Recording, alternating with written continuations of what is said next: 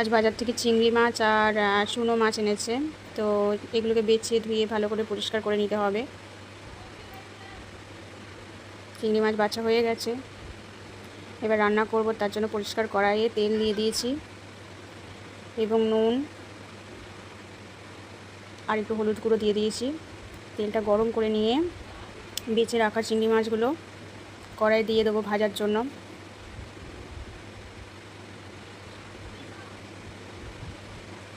এখানে চিংড়ি মাছ ভাজা হচ্ছে, একটু লাল লাল করে ভেজে নেবো।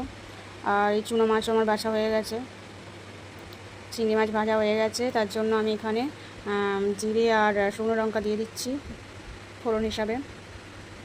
আর এর জন্য মশলা, লঙ্কা, কাঁচা আদা, রসুন এগুলো বেটে নেবো একসাথে। আর কাঁচা পেঁয়াজ তো কুচনো রয়েছে। মশলা রেডি হয়ে গেছে একসাথে।